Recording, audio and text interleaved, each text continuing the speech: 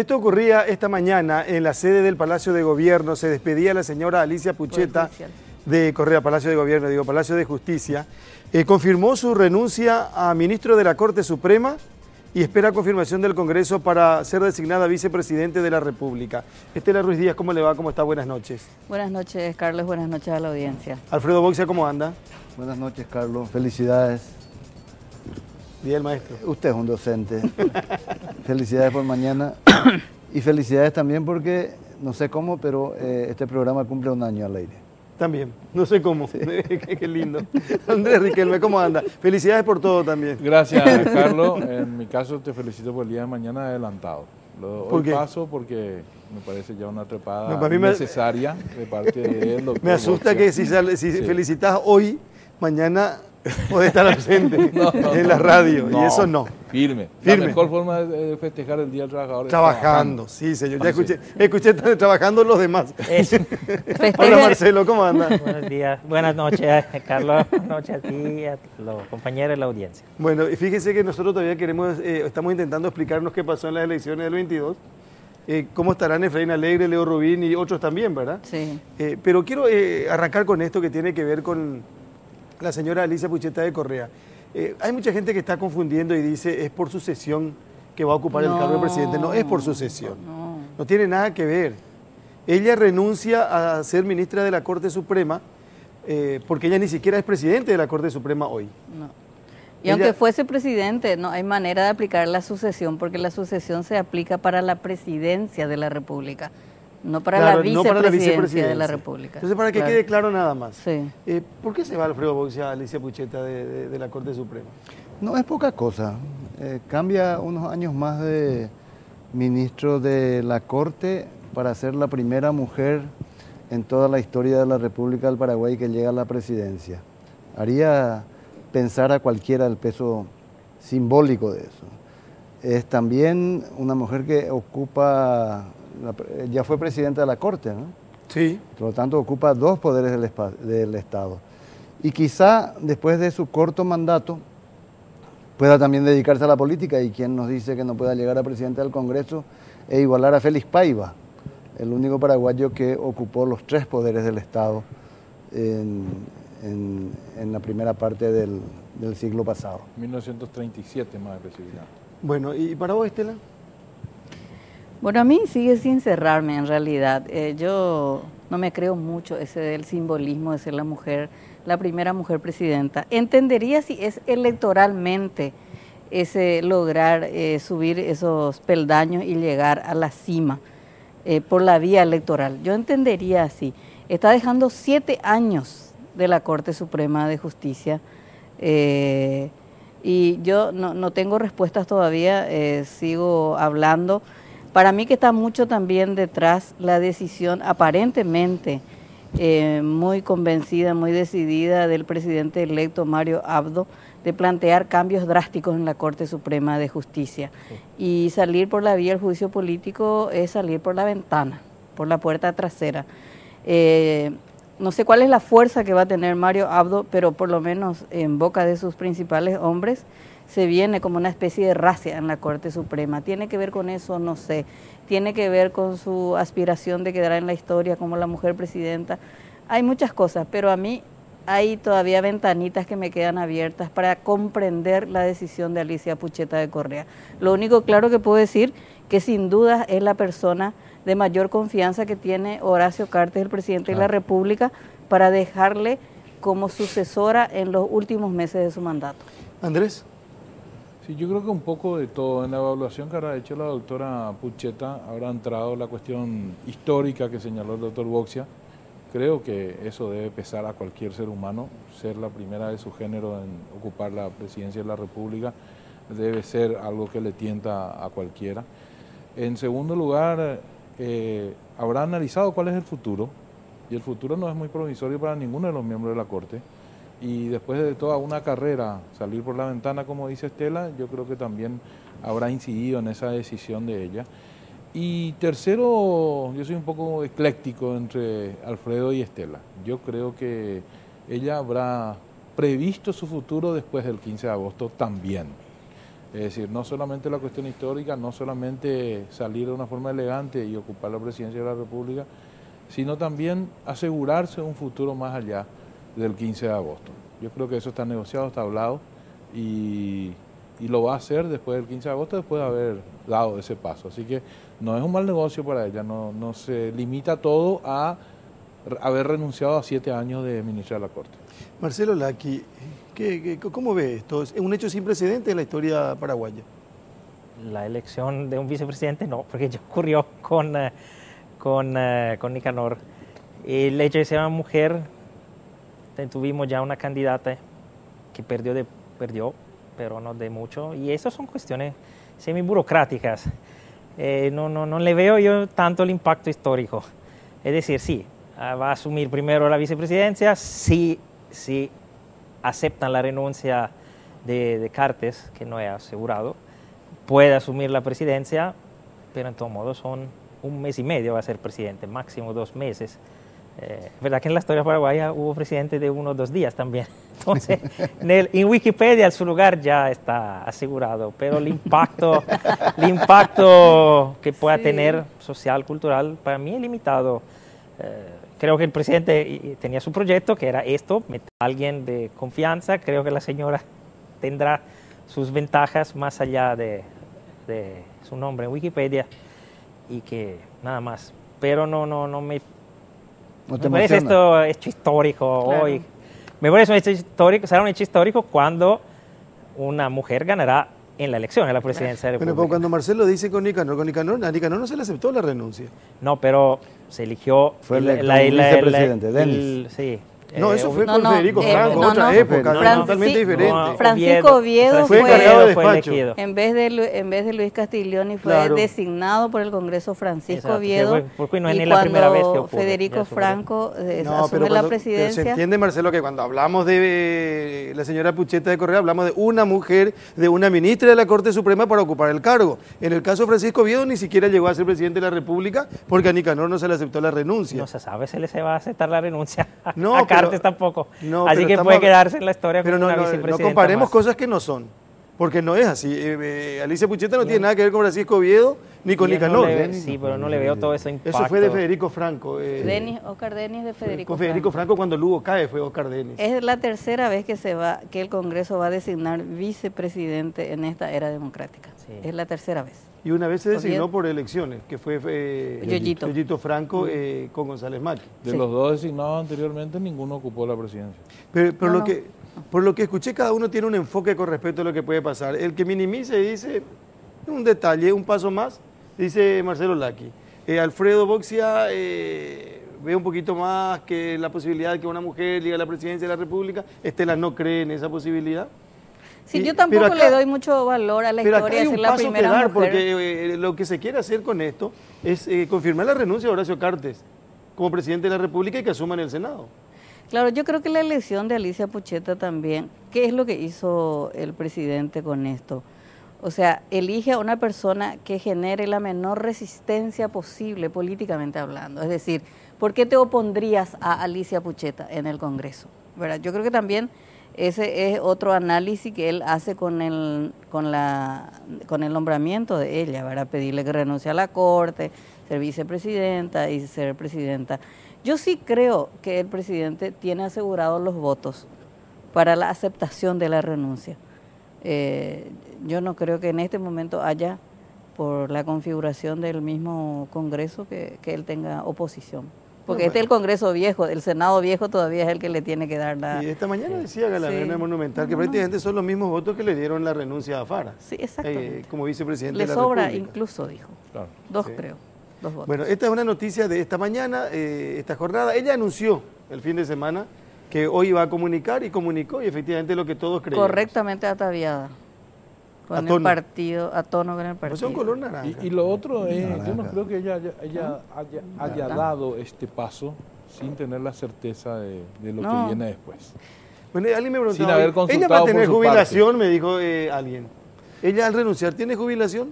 Y tiene acumulación en función de los años que ha, Claro. que ha aportado al sistema ¿cómo se llama? De Claro. la caja fiscal. De eso depende la jubilación, no de de tu No, aporte. claro, pero como ministra de la Corte, digo, como funcionaria. Pero como funcionaria funciona de la misma forma, no hay una jubilación, no creo que haya una jubilación específica, es una cuestión específica en función de los Pero años. ella al renunciar Tipo no los pierde senadores, los senadores No, lo que tienen va a tener es la seguridad jubilación que con corresponde 5 a todo años. es estadista, a todo es presidente.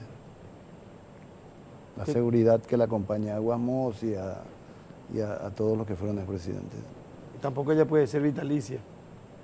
No sé si Guasmos No, sí porque tiene su... ella no puede ser vitalicia porque hay justo una sentencia de la Corte que valió por, ¿cómo se llama? Por González Maqui. González Maqui, que entra después, no es senador vitalicio. Igual que Franco tampoco. No, además Y dice Franco también. Entonces, en su senadores caso, igual. electos democráticamente, Sí, sí. dicen. Los presidentes electos democráticamente, dice la Y Constitución. por eso ella no puede ser senadora vitalicia.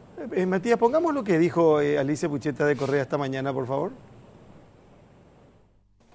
He llegado a la decisión voluntaria, expresa, personal, de renunciar en forma indeclinable como ministra de la Corte Suprema de Justicia.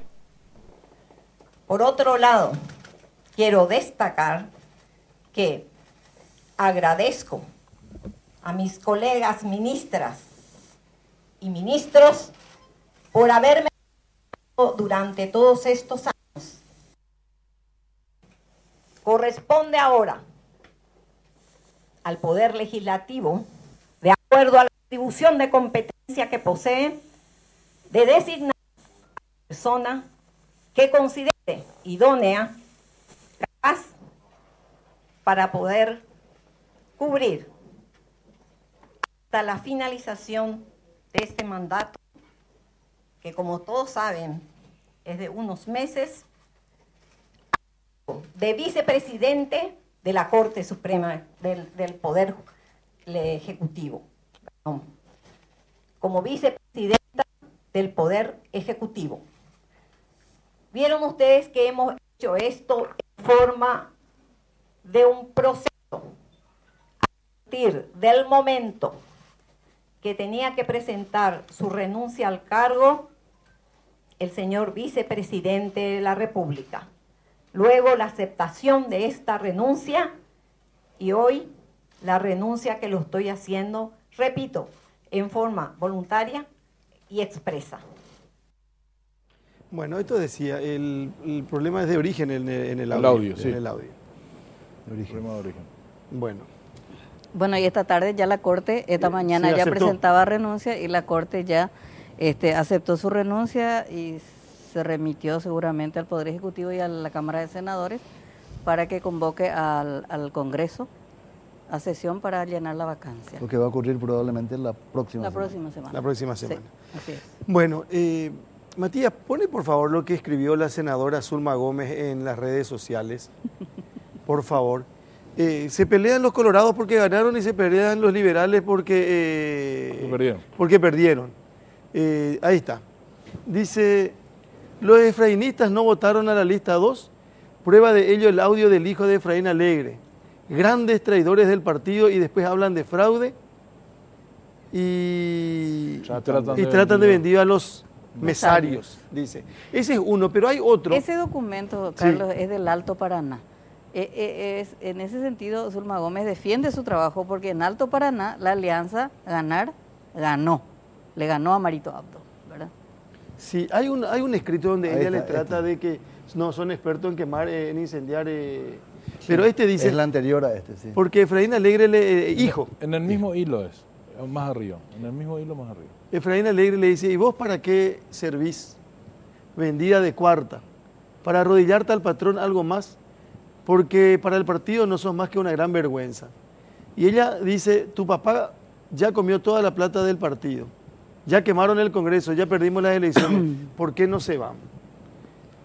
Es difícil entender, viste que usan muchos eufemismos y muchas palabras así, un sentido críptico. Hablando en serio. Cuesta entender por qué se enojan los liberales con ese nivel tan alto de discusión que tienen.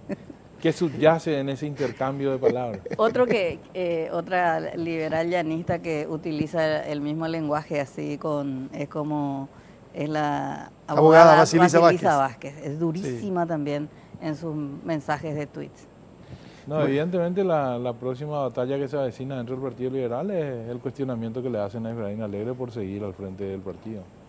Eso lo dijo Basilisa Vázquez en La Lupa al día siguiente de las elecciones, si no esa misma tarde, cuando ella decía, Llano renunció en el 2013 al conocerse la derrota de la alianza en aquella oportunidad contra Cartes, del Partido Liberal contra Cartes.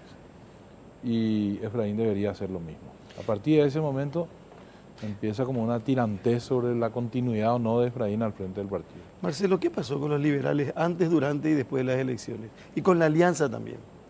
¿En qué sentido? Y en el sentido de cómo que ellos no se daban cuenta de que estaban tan cerca, ellos creyeron mucho en las encuestas. Bien, es complejo. Yo no sé cómo ellos trabajan, así que no sé si tenían encuestas, no sé si miraban la encuesta de lo otro. Todo eso son elementos importantes.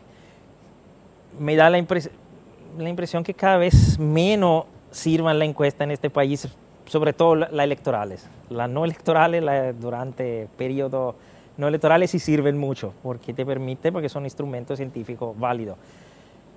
Pero como el boca de urna, el mismo boca de urna, seguramente hubo manoseo, pero hasta aquí en teoría no estaba manoseando, que el caso de Atisnit, igual él le salió Marito ganador de casi el 8% y los resultados se fueron a la mitad.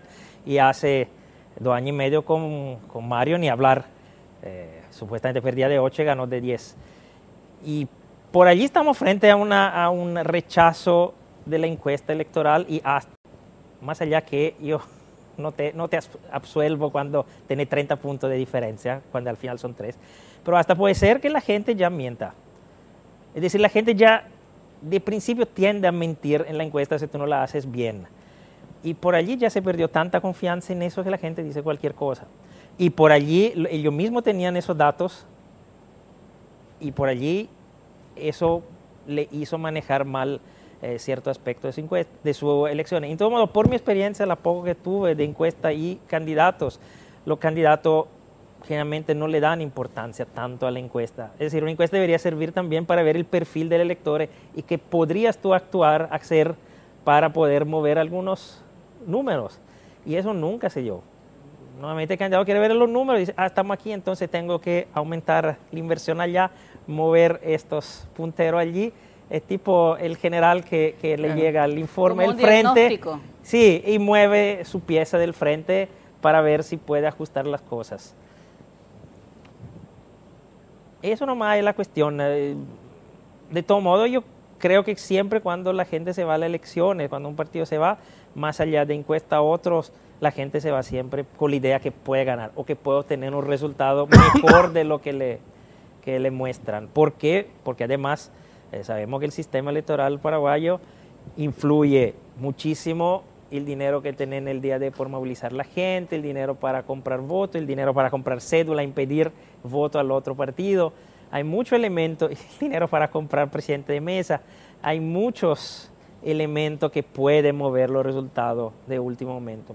Entonces, por eso, yo la única cosa que considero que sí puede haber incidido esa encuesta así fantasiosa, puede ser en la financiación del Partido Liberal, porque, como me contaba hace un par de días en última hora, nuestro compañero acá al lado, nadie compra una derrota, y cara todavía, y sé cara todavía. Así que yo creo que eso sí le puede haber incidido bastante, le puede haber restado fondo. Todo el resto no creo que incidan tanto, ni la encuesta ni el boca de urna, porque si no, no hubiera ganado la vez. Si el boca de urna incidiera cuando a Mario Ferrero a las 9 de la mañana le daban menos 16%, la gente no iba a votar, se quedaba en su casa. En cambio, igual si fueron, le ganó del 10%. Así que eso ya te demuestra que el boca de urna no influye mucho. Y la encuesta, repito, para mí influye sobre la financiación. Otras cosas no me parece que sea tanto. Marcelo, vos llevas viviendo en Paraguay más de 20 años. Sí, 21 ya cumplí este año. Y bueno, puedo comprar cerveza. Observando, analizando y escribiendo sobre la realidad social y política del Paraguay. Si hoy llega un italiano un compatriota tuyo que no conoce nada del Paraguay y te pregunta, ¿por qué hace 70 años en este país gana el mismo partido? ¿Y por ¿Qué explicación le da? Y por la característica del sistema, por la característica de los partidos, que no son partidos, se llaman partidos, pero son comunidades, comunidades afectivas, comunidades psicológicas, comunidades familia ampliada, tribu, hinchadas de fútbol. Y el Partido Colorado y el Partido Liberal, que representan el 80% del electorado, si miramos su afiliado, uno tiene el 53%, otro el 31%. Después hay algún doble afiliaciones, pero igual representa una masa enorme de la población, de los electores. Ven esas elecciones como, y no en la totalidad, pero una parte relevante, de eso podemos hablar, de cuánta esa parte, como un enfrentamiento futbolero, como un partido de fútbol que hay que ganar. Entonces, dado que la hinchada colorada es mucho más grande a liberales, en teoría es la que debería ganar y de hecho es la que gana constantemente. A mí esta elección no me sorprende que perdió solo del 3%. Efraín, me sorprendió ese dato. Yo había calculado 7-8% calculando la lógica del sistema. Para lo que es el sistema es esa. Y quiero decirte alguna cosa más, si me dan tiempo, porque estaba justo revisando hoy, por fin, que algunos datos me llegan semifinales, porque la justicia electoral se está volviendo espectacularmente, ¿cómo se dice? No transparente en largar información sobre lo que está pasando desde el punto de vista del conteo, entonces tú tienes que tener contacto para saber. Y para mí, de los resultados de Asunción, se ve perfectamente el por qué ganó Marito y perdió Efraín. Efraín pierde 60.000 votos en Asunción. Y prácticamente, solamente para citar, hasta ahora tenemos 96.000 votos a favor de Mario Audo. Prácticamente Asunción le da la victoria a Mario Audo. Le da 2/3 de esos votos. De su victoria. Bien. Sí. Pero nadie por allí hizo el esfuerzo de mirar los resultados de hace 2 años y medio. Efraín este año tuvo 91.000 votos. Mario tuvo 125.000. Se le juntamos los datos del tercer candidato, que era del Frente Guazú, llegamos a casi 130.000. Es decir, sí, casi 130.000. Perdió casi 35.000 votos perdió Efraín respecto a Mario. Y Marito ganó 60.000 con respecto al candidato colorado. No, al candidato colorado. Al candidato colorado Marito. De las municipales. Samaniego. Digo más. Siempre segundo los datos de Asunción, el voto a senadores del Partido Colorado es la mitad del voto que tiene Marito. Y a nivel nacional tenemos la más grande diferencia en todas las elecciones que tuvimos entre el voto del candidato a presidente de Colorado y el voto a senadores, que es casi del 16%. Entonces, en Paraguay existe un voto que más o menos es el 2/3 de los colorados y 2/3 parte de los liberales, que es un voto cautivo, es un voto de afectividad. Voto duro. Voto duro que siempre va a haber. Eso no cambia. Pero hay también una parte de voto que igual es afectivo, pero es crítico y puede no darse. Y bien, Cartes consigue exclusivamente el voto duro, el voto afectivo. La lista de senadores no va más allá de ese voto. Marito conquista todo el otro voto crítico. Voto que en parte se fue a Mario en Asunción. Te interrumpo, Marcelo. Espera, te hago el último cálculo para que entiendan el impacto. Si Efraín no hubiera perdido los votos que tenía Mario y lo hubiera entonces recuperado de Marito, la diferencia no sería del 3,7, sería de menos del 1%.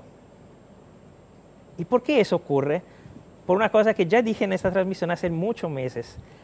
Si tú pones en una lógica de pertenencia, afectividad entre Colorado y liberales, un candidato clásico Colorado contra un candidato clásico liberales, el candidato clásico liberales perderá siempre, porque el juego es entre hinchada.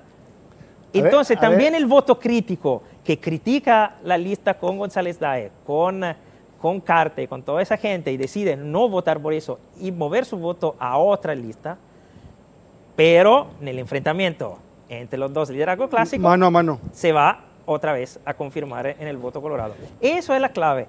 Después, la posible fraude y toda esta otra cosa son elementos que, decíamos, corolario a eso, pero el centro está en ese tema. De acuerdo a lo que decís, al Partido Colorado solo se le gana en alianza, pero en alianza no encabezada por un liberal. O por lo menos por un liberal que no aparezca ser un liberal. Efraín Demasiado era el liberal, perfecto, claro. el perfecto ejemplo del líder liberal. Marcelo, en ese Si hay análisis- un liberal que no te aparece como liberal, te aparece como Como Está- Burr, está como claro. y Martín Burr Burr. puede ser que no era un... Zavala. Y Zavala es liberal de familia. Sí, sí, de Y familia, bien, sí. y Zavala por allí tenía otro impacto porque no lo identificaba con un liderazgo específico. Pero pongamos Está- un poquitito, yo no sé si estamos manejando los claro, mismos Carlos, datos. Le quiero pero- preguntar algo porque se me va a pasar. Está claro. Marcelo, vos decís, Cartes tuvo solo aquellos votos duros. Sí. Y Marito tuvo los votos duros más los Y de los otra votos, gente. no, los votos colorados, Críticos. pero son críticos, que pueden decidir Ok. no votar por el partido. ¿Por qué te parece a vos que la gente tuvo opción de votar por Cartes o cualquier otra lista? Es decir, lo que te pregunto es si la incidencia de que haya varias opciones en senadores también le restó a Cartes y la falta de opciones para presidente de la República Y claro, le dio a Marito eso. sí, y así había una enorme cantidad de listas donde cuál elegir. Claro. Había un voto de pertenencia, de identificación partidaria, como lo llamamos, colorada, crítico con la lista de senadores y decidió votar a otro. Pero ¿qué Tenía incidió tanta más? oferta. ¿Qué incidió más? Incide que cuando hay justamente solo dos candidatos y uno es de tu enemigo histórico, y el voto se reconcentra en uno. ¿Es irracional esto? Sí, totalmente. No es una cuestión racional, porque se basa sobre afectividad y el sistema paraguayo se basa en gran medida sobre afectividad. Es decir, lo que está Tú diciendo es sos que la parte gente de una le comunidad votó al por- partido, no a Marito. No, le votó a Marito en cuanto Colorado Claro. contra un liberal. Claro. Si era Colorado no. contra otra persona total, que Esa no es era la identificada diferencia, liberal, pues, puede ser, claro. como ocurrió con Mario, que parte del voto se iba a demasiado él. identificado con el Partido Liberal Efraín Alegre. Sí.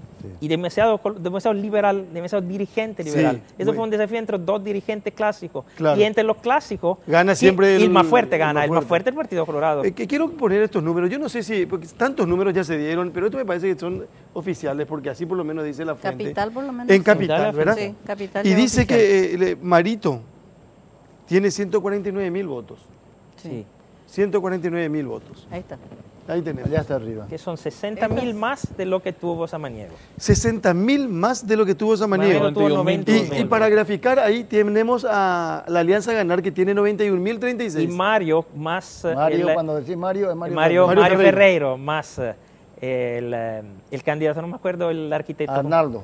No, el otro. El candidato Meyer, Meyer. llegaban alrededor de 120.000, es decir, 30.000 votos que hace 2 años y medio votaron una alianza, esta vez con una alianza más grande, porque estaba también frente a Guazú, Sí.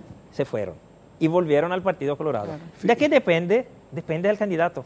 No hay otra forma para explicarlo. Fíjense, repito, 149.438 para el Partido Colorado, para presidente y vicepresidente, 91.036 para la Alianza Ganar. Sí. Si uno mira la Cámara de Diputados, estamos hablando siempre de capital, los votos conseguidos por los colorados, 84.156, lo que está allá arriba. Pero allí había hasta más interés de diferencia. Mira los 70.000 Sí, de pero senadores. pero quiero mostrar nomás lo que es el PLRA en capital para diputados, 34.000, No, pero- 50.000 menos. No, pero el Partido Liberal tiene muy pocos votos. En general, el Partido Liberal no llega. Yo estaba revisando, no es la primera vez que es superado por Patria Querida. Sí. Varias veces ya fue superado por Patria Querida. El Y- Partido Liberal es en muchos años que Es tiene débil, alrededor del 15-18%. Esta vez tuvo otra vez menos por allí, porque el Pero en candidato Senado no es era mucho tan más la válido. diferencia. Bueno, y en el Senado, 70.619 para la Cámara de Senadores del Partido Colorado, para los candidatos colorados, que es acá está. El PLRA también baja. Sí. El PLRA también. Ahí el que tuvo Patria Querida llegó a 47.487. Sí. Es que se ubica en segundo lugar. En Capital, hablamos de quienes votaron Sí. en Capital. Pero yo jamás me hubiera imaginado que Marito hubiera sacado esa ventaja tan importante en Asunción. Creí que lo iba a sacar más en el interior. No, en cambio, En el cambio interior fue acá. es mucho más limitado. No vemos los resultados, pero si 60.000 están aquí, Sí. los otros son 30.000. 30.000 nomás. Es muy poco, Dos tercios de los votos. Dos que- tercios.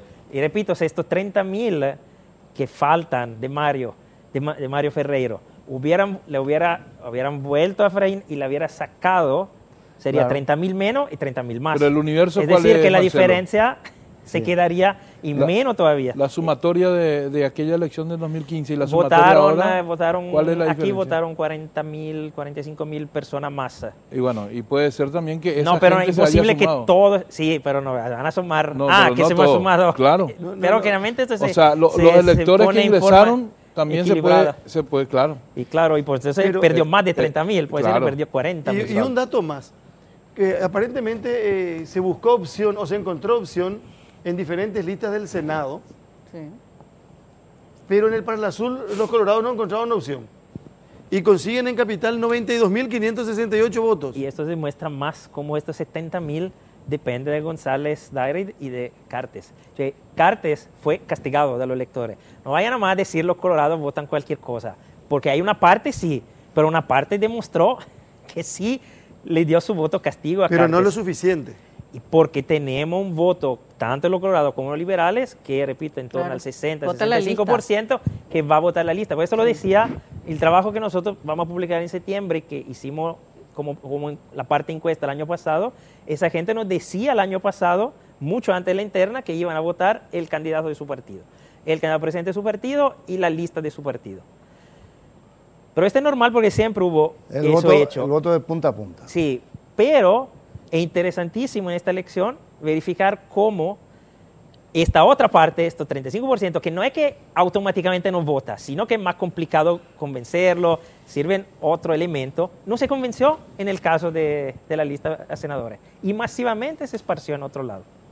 Y esto más te demuestra que la candidatura, para mí demuestra que la candidatura de Efraín era equivocada por ese tipo de elecciones, que servía otro tipo de candidato.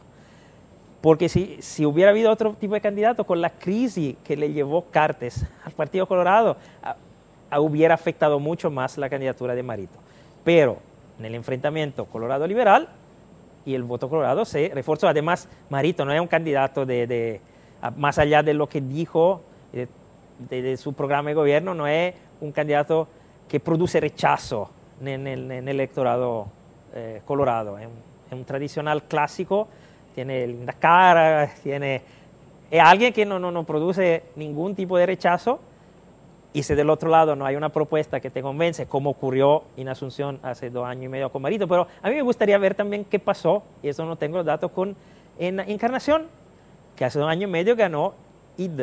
Sí. Allí también tuvimos una modificación así, no sé, esos datos todavía a mí se me escapan, pero yo pienso que habrá ocurrido lo mismo que en Asunción. Vamos a hacer una pausa y después vamos a hablar un poco de lo que pasó en Ciudad del Este, en el Alto Paraná, con los colorados especialmente, en Concepción y en San Pedro. Sí. Acusaciones y contraacusaciones entre Juan Carlos Galaverna, senador colorado, y Javier Zacarías Irún, que a partir de ahora obtiene una banca en la Cámara de Senadores. Acusaciones de traición en los dos partidos tradicionales. En los dos partidos tradicionales. Bueno, nos acompaña esta noche el señor Marcelo Laqui, estamos hablando con él de todo esto que dejó las elecciones generales y lo que sigue generándose. Y a propósito de lo que sigue generándose, quiero que vean esto, porque con esto arranca toda esta discusión en torno al Partido Liberal Radical Auténtico.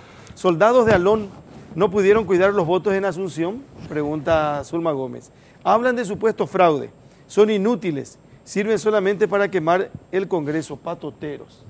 Y después viene la respuesta del hijo de Efraín Alegre, y hay también algo que escribe, o podemos leer algo que escribe también Basilisa Vázquez, que mencionaba recién. Sí.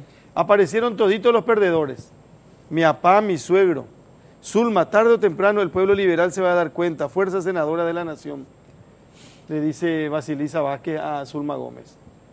Y sí, hay apoyo entre corruptos. Sí, es tremendo. Bueno, Javier Zacarías Irún habló esta mañana en La Lupa en Radio Monumental. Escuchemos, por favor, una parte. ¿Puede contarnos, ustedes tienen datos ya de cómo terminó la elección entre Marito y Efraín en el Alto Paraná? Sí, tengo entendido, no tenemos todavía datos oficiales, ¿verdad? Pero tenemos datos, vamos a decir, que se acercan a la realidad y datos que se acercan a la verdad. Estamos en el Alto Paraná, hay una derrota lamentablemente del Partido Colorado de aproximadamente una diferencia de 6.000 a 7.000 votos en el departamento. ¿Esto no se dio nunca en el Alto Paraná en una elección para presidente, Javier? No, tengo entendido que no. Bueno, se dio aquella vez también en la vicepresidencia de la República. Con Yoyito y Félix Argaña. Con Yoyito y Félix Argaña. Ya se dio también con Blanca Ovelar, tengo entendido. Así que no es la primera vez. Y te quiero decir también, Carlos, de que los votos aquí fueron votos disciplinados para el partido con relación a la interna. Si vos haces la suma de los que han votado en la interna, en los diferentes movimientos, va exactamente igual y vas aproximadamente un 10.000 a 15.000 votos más para el candidato del Partido Colorado. O sea que no hubo fuga de votos colorados aquí en el Alto Paraná, ¿verdad? No hubo fugas con relación a la interna del partido, ¿verdad? Así que aquellos que quieren hablar específicamente del caso de Caled Alaverna, que acusa de traición, no existe ninguna consistencia para estar acusando de la barbaridad que acusa y que dice de decir de que hemos traicionado al Partido Colorado. Eso es una lamentable acusación, una mentira que no es contra Javier Zacarías. Es lamentable porque la acusa a los dirigentes del partido, a los presidentes de seccionales, a los intendentes municipales, a los convencionales y a los dirigentes del partido que han trabajado denodadamente para la victoria del Partido Colorado aquí en el Alto Paraná. Y Juan Carlos Alaverna, senador colorado, también en la lupa en Monumental esta mañana habla con relación a este mismo tema. Entre otras cosas dijo que nunca le dieron oportunidad de un discurso a la intendenta de Ciudad del Este. No entiendo. Y sí, que no le dieron participación porque a lo mejor ella iba a ser capaz de mover a ese grupo de gente que al final no fue a votar por el Partido Colorado. Ah, bueno, importante lo que me contás, Carlos. Ya reconoce que un grupo importante de gente que casualmente responde al clan Zacarías no fue a votar. O sea que, consciente o inconscientemente, más creo en la segunda posibilidad, empieza a darme la razón. Ahora, yo no sabía que era tan buena oradora tu comadre Sandra, perdón, tu amiga Sandra, como para que con un discurso mueva la masa de votantes. Ahora, senador, para entender... Hola, doña. ¿Cómo está? Para entender nomás, porque a fin de cuentas, unas elecciones se cuentan números, votos, ¿verdad? Entonces, a su criterio, ¿en qué consistió esa traición? O sea, para entender un poco ahí adentro, porque él decía, haciendo números justamente, decía, es cierto que ganaron las otras listas, Senado, Gobernación, pero tenía un 35% menos que la lista presidencial. O sea, Marito fue superior en números en ese sentido, ¿verdad? Pero no alcanzaron, diríamos. O sea, a su criterio, ¿en qué consistió la traición para entender cómo funciona esto?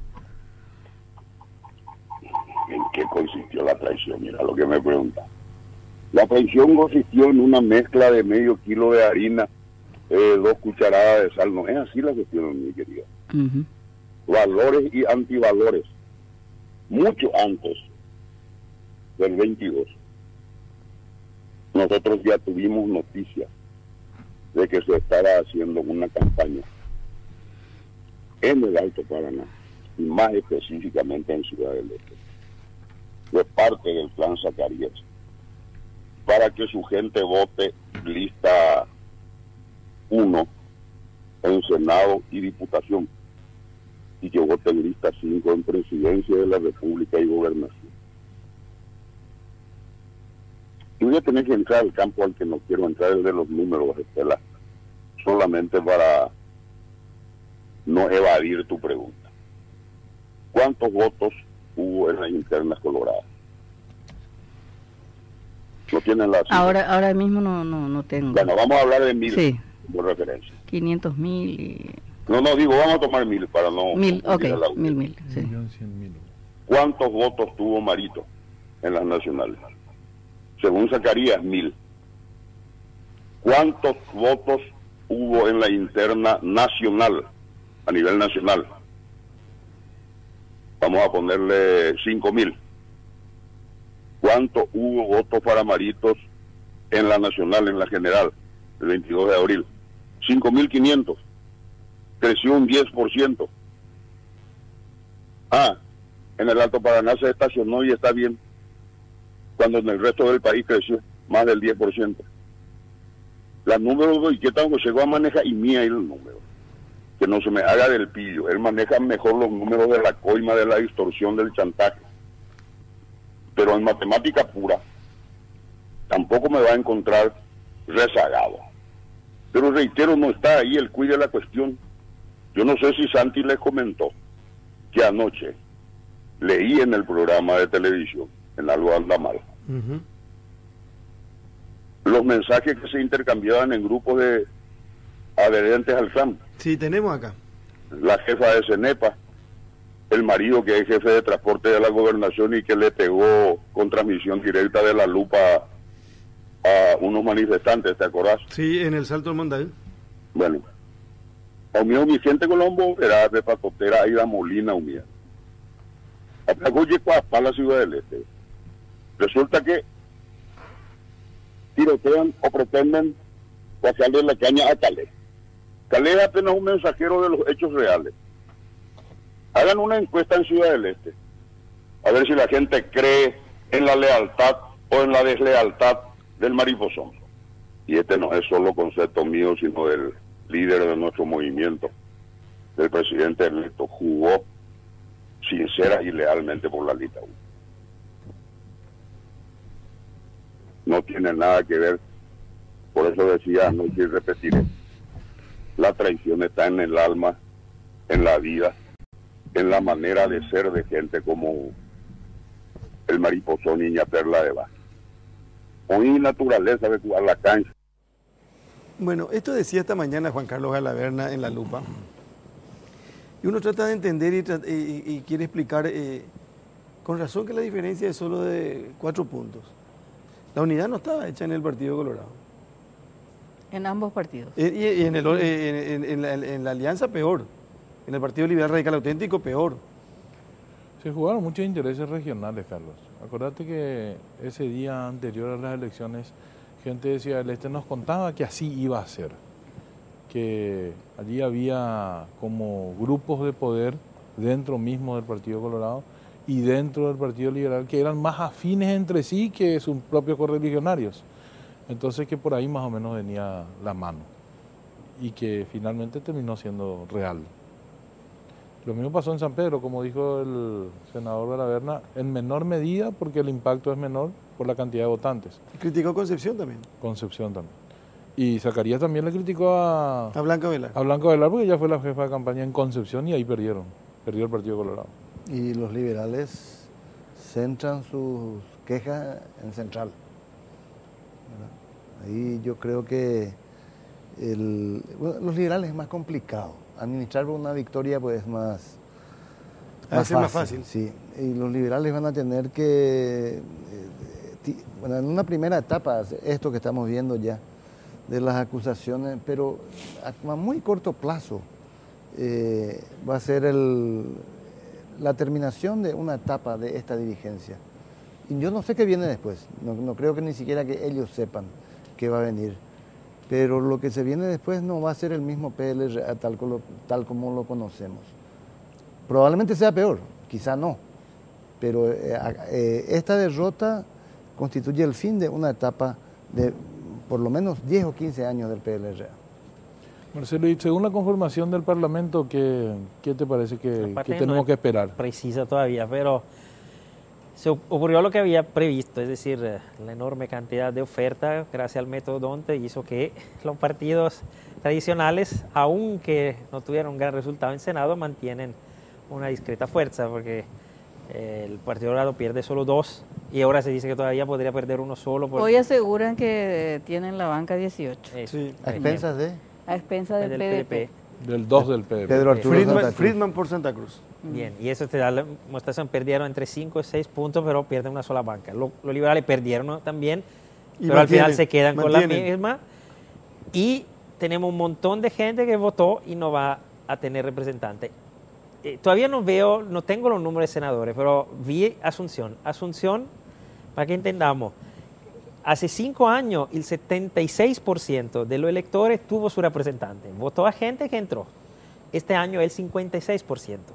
Mitad de los asuncenos no tiene representante en Parlamento. Mitad de los que votaron. Después nos contemos lo que no votaron y todo. Mitad de los que votaron no tiene representante en Parlamento. Y para mí a nivel de diputado estamos a nivel nacional sobre ese porcentaje, puede ser menos. Y senadores que casi siempre tenían un alto porcentaje, en torno al 95% están representados, 95%, yo creo que estaremos sobre el 80%. Es poco importante, para mí es muy importante, porque si ya ahora la gente, aunque habiendo votado su representante, criticaba el Parlamento y no se reconocía en él, piensa tú ahora que mitad de los electores no tienen ningún representante porque votaron a otro, ¿cuánto lo van a aguantar?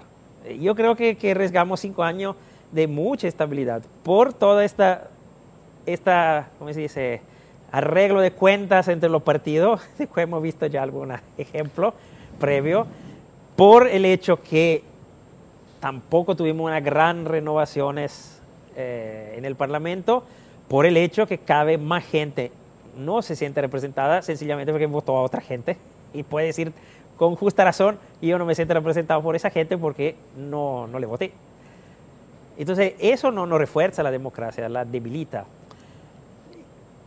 Y hasta este enfrentamiento, este pocos números de diferencia, va a tener a jugar un rol.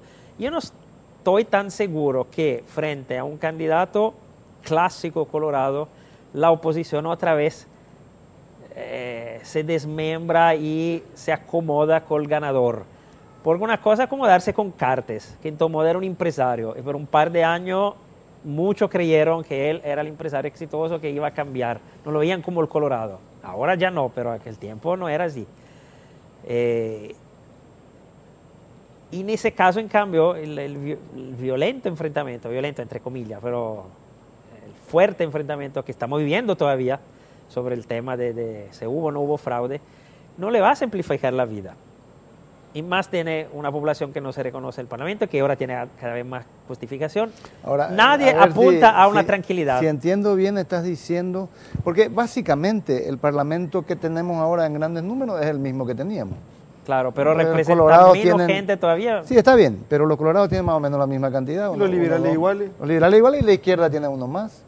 No, o 2 menos, uno menos, a segunda que se avanza países, era de izquierda o no. Sí, pero frente a Guazú. Pero frente a Guazú subió uno más, y viene, pero bueno, 2 perdieron.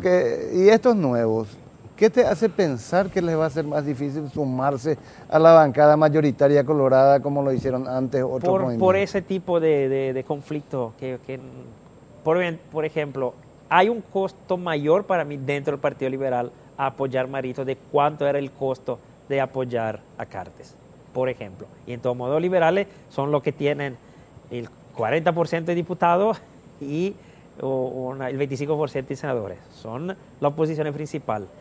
Y en los últimos 5 años se dividieron tranquilamente en pro y a favor en pro y contra Cartes. Va a ser más difícil hacerlo por lo menos en forma expresa. Por allí, pues bajo mesa, es otra cuestión, pero expresamente no le va a ser tan fácil, porque es otro tipo de candidato. No sé, no te creo mucho. Pero estos conflictos ya existían, Marcelo, el de Galaverna con... esto con Zacarías yo estoy hablando más de la oposición. el Partido Colorado no tiene por su misma fuerza de gobernabilidad, de tranquila gobernabilidad. Necesita que parte de la oposición apoye su línea política principal, que hizo lo que pasó con Cartes por casi todos los 5 años. Cartes consiguió eso. Y en algún momento, por cuestiones conjunturales, perdía la mayoría, pero por los temas básicos siempre tuvo mayoría. ¿Y cuál es tu posición o qué evaluación haces del Frente Guazú? Porque yo estaba comparando Senado, lo que lograron en el 2013 y los votos ahora con los números preliminares. Y en números duros tuvieron 26.000 votos más o más. Y consiguieron un senador más por la dispersión. Por el sistema, don. Por el senador de la dispersión.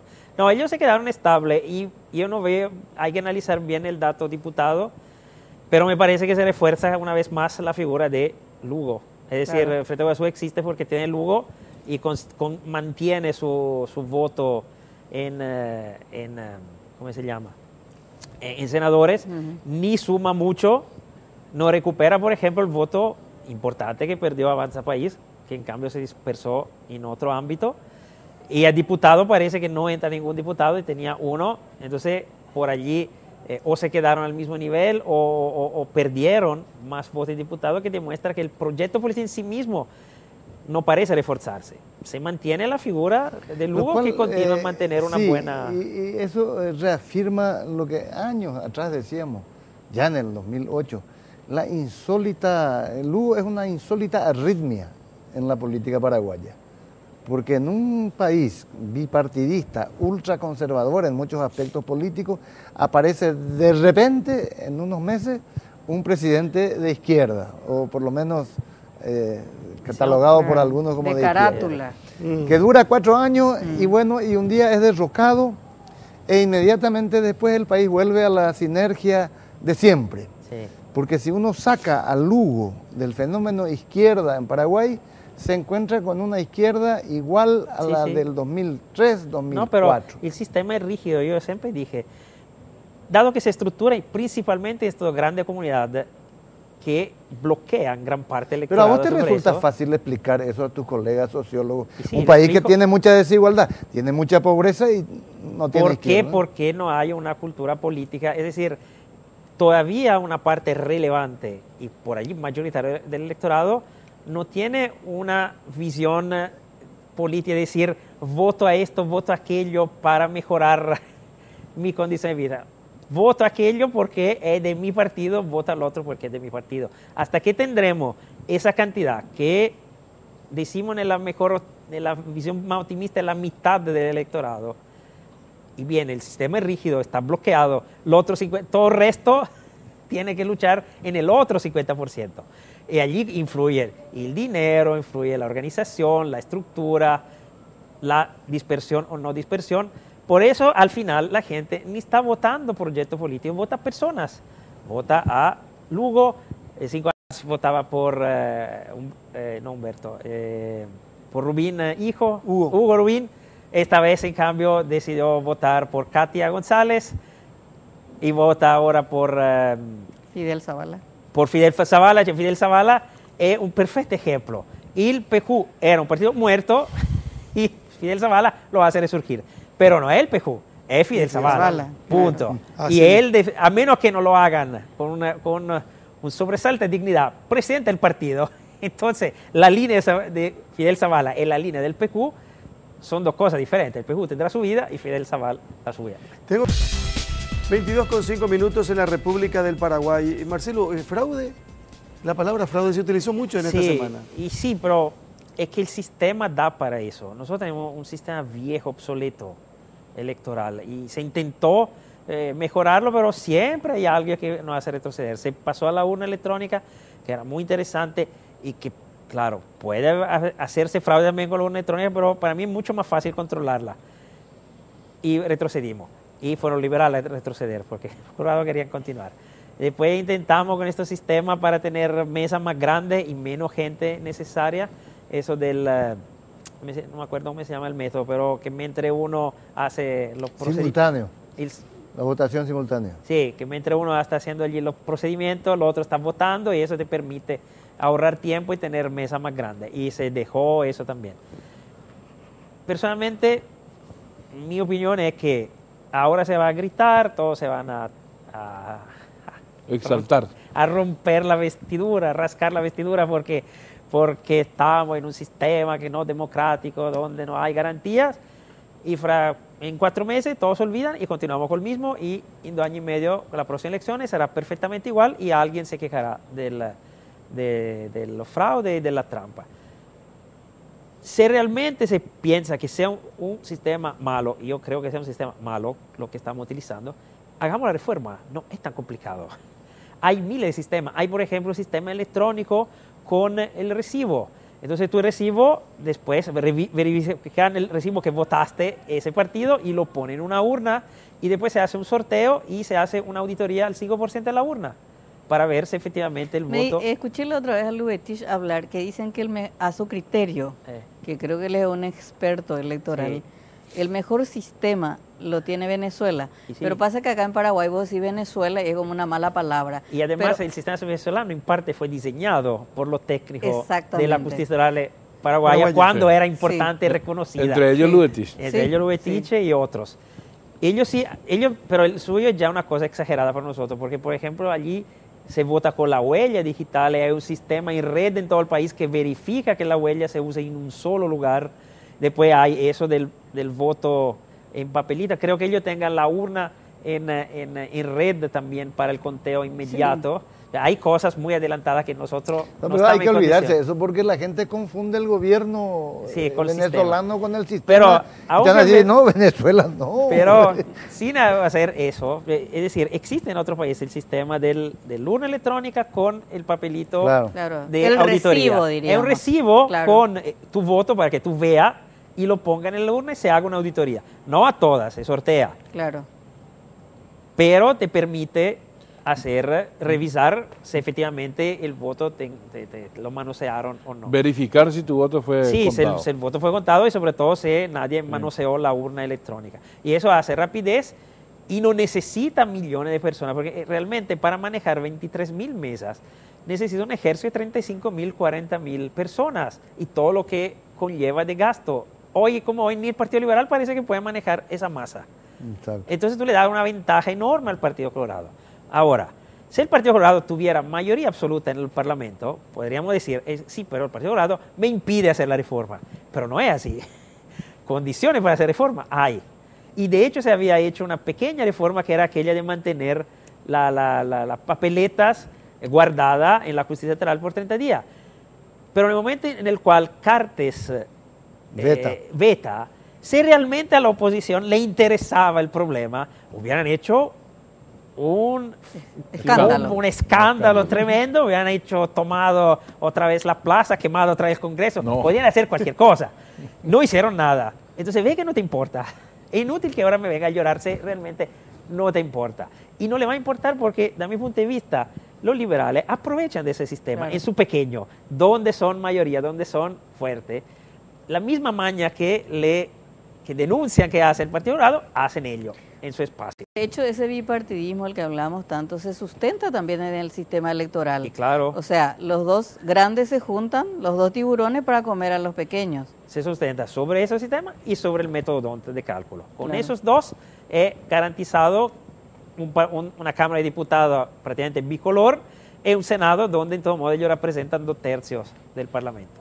Así que si el Partido Liberal quiere modernizarse, podría, por ejemplo, apoyar en este nuevo Congreso la reforma del sistema electoral. Y sobre todo se creen realmente que esos sistemas electorales que tenemos con la mesa, con la papeleta y con todo el armaje que hay, es una ventaja por el Partido Colorado, una desventaja. Por ello, deberían asumirlo y deberían reformarlo. Vos sabés que yo creo que el Partido Colorado podría apoyar, porque después de la nueva Constitución Nacional, que fue el primer gran pacto político, el otro gran pacto político fue el Código Electoral, que el Partido Colorado reformó, porque cuando eso sí tenía mayoría, y apoyó la reforma del Código Electoral.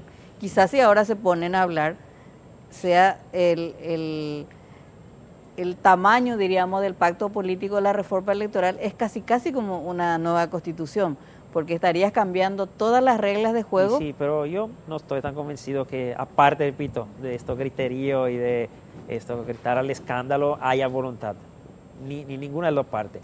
Sería suficiente que el Partido Liberal fuera decidido, y sí, por allí el Partido Liberal aceptaría de encontrar acuerdo, pero yo no lo veo decidido en Hablando de eso, uno de los problemas que yo veo es que el Partido Liberal actúa como un partido tampón, ¿verdad? Ni llega al poder, ni abre compuertas para que haya un cambio de la oposición. Es como el perro hortelano. El perro norteñado.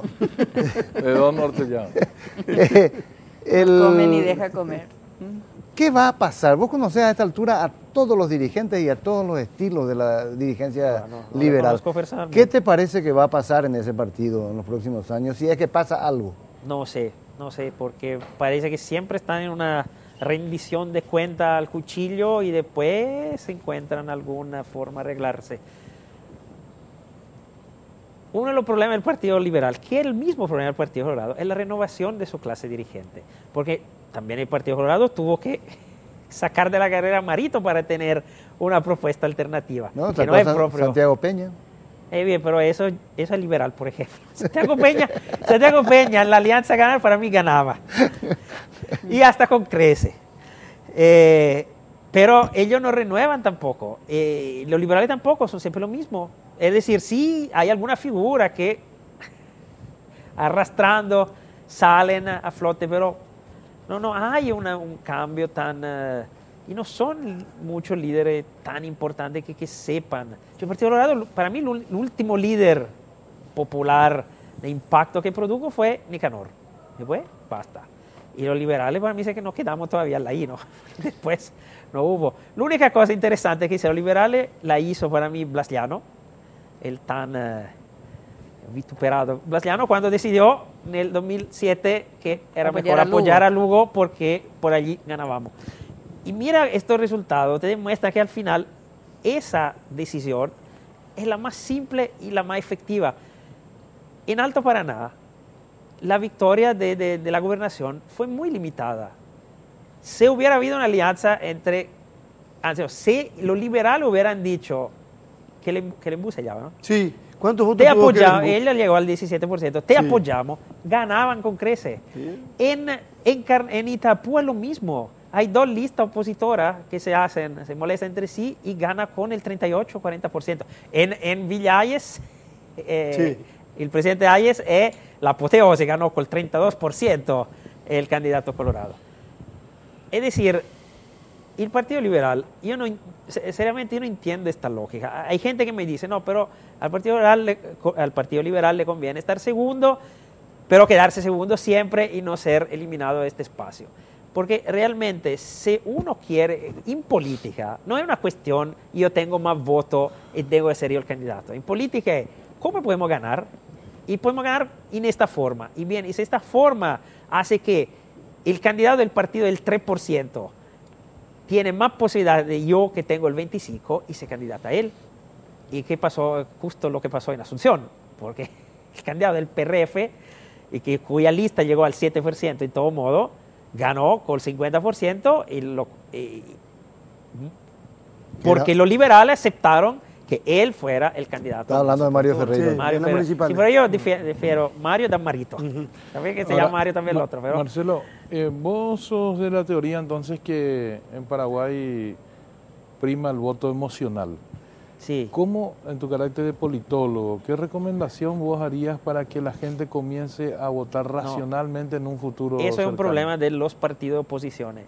Me explico bien. Que yo culpo todo el grupo de los partidos independientes, que antes eran 3, 4, ahora son 30. Que culpo de esa situación, porque si yo soy colorado, ¿por qué tengo que cambiar el sistema? Se me privilegia. Yo prefiero un partido de afectividad y no de racionalidad. Y el Partido Liberal también da su posición, yo creo que prefiera mucho más la afectividad que la racionalidad. Pero los otros son los que tienen que abrir las contradicciones del sistema. A su tiempo, el PEN, Patria Querida, cuando fue todos esos partidos que se suceden, el Frente Guazú, deberían trabajar para romper esa afectividad, esta pertenencia. Porque además, como le explicaba, no es que todos tienen la misma intensidad de identificación con el partido. Hay, como en el fútbol, hay barra brava y lo que miran los resultados del partido en el diario. Entonces, hay una parte del voto de pertenencia, de afectividad, de identificación con los liberales que potencialmente, potencialmente se le puede sacar, pero se tiene que hacer un trabajo que los partidos no hacen, que es el trabajo de hormiga, de trabajar con la gente en los barrios, hacerle ver la diferencia de trabajo, mostrarle. Pero en Paraguay todo razonan a 2 años y medio. El ciclo político paraguayo es, acaba las elecciones, 6 meses para recuperarse, no se pasa nada. 6 meses para reactivar el partido, después ya tenemos que elegir los candidatos, preparar la interna, preparar la campaña, preparar las elecciones, porque llega las municipales. Acaba las municipales, 6 meses de recuperarse, 6 meses para empezar a organizar el partido y tenemos otro año y medio de campaña electoral. Por eso, una cosa interesante, si queremos romper este círculo, sería votar el mismo año municipales y nacionales. Por allí tendríamos un poquito más de tiempo para hacer política en plena elección. Lo que van a hacer las boletas ahí. No confundí más a la gente. Se importó una vez. Hacemos el último corte y ya volvemos. Estamos en la parte final de nuestra presencia esta noche, víspera de feriado, mañana Día Internacional del Trabajador. Yo concluyo con que Marcelo Lacchi dice que la alianza perdió porque su candidato era demasiado liberal. Sí. Muy dirigente liberal. Sí, es decir, provocó la reacción tradicional, la reacción entonces afectiva. No se presenta como un atractivo para quien no es de ese partido. No, puede atraer voto independiente, pero necesitaba, como ha ocurrido en otro momento, como con Lugo, como con Mario Ferreiro, como con seguramente ID en Encarnación, necesitaba que una parte del voto colorado pudiera votarlo para garantizar una victoria. Eso no se da porque es imposible, porque un colorado no le va a votar a un liberal, como un liberal no le va a votar a un colorado. Entonces hay que asumir, y no lo va a asumir el Partido Liberal, porque no lo quiere asumir, que es muy complicado, hasta que tendremos un sistema como lo que tenemos, muy rígido, de afectividad dentro de los partidos tradicionales, que siendo el Partido Colorado 50% y tú el 30%, le pueda ganar. Claro. Entonces es necesario, como ocurrió en el 2008, hacer sacrificios, el Partido Liberal, y encontrar a alguien, hasta no he dicho que no sea liberal, repito, puede ser un liberal que no aparente ser liberal. Y repito, para mí, Santi Peña podía ser un buen candidato ganador para la alianza. Es decir, estamos bromeando, pero ese tipo de candidato, ese tipo que puede ser de familia liberal. Pero que no se encuentra fácil tampoco, Marcelo. Y bien. Pero hay que encontrar. Hay que buscarlo. Hay 5 años para buscarlo. Ahora, hubo un intento de analizar la candidatura presidencial de Fidel Zavala como propuesta liberal.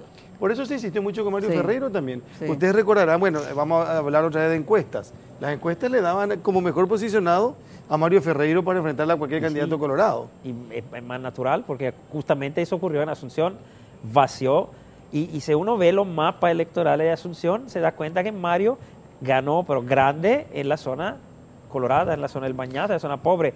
En la zona de la clase media, donde supuestamente están más votos opositores, están casi equilibrados los dos candidatos. Mario gana de un punto y en la zona popular gana de 15, 16 puntos. ¿Por qué? Porque supo capitalizar voto que es de afectividad colorada, pero encontraba él una propuesta más interesante, más válida, más empática, no sé qué le encontró, pero algo le encontró. Ahora, mañana es 1 de mayo y de nuevo, como viene ocurriendo hace bastante tiempo, se va a festejar en un momento de casi parálisis del sindicalismo paraguayo, ¿verdad? De una reducción de la fuerza social y política que tiene dentro del país. Y eso me lleva a esta pregunta.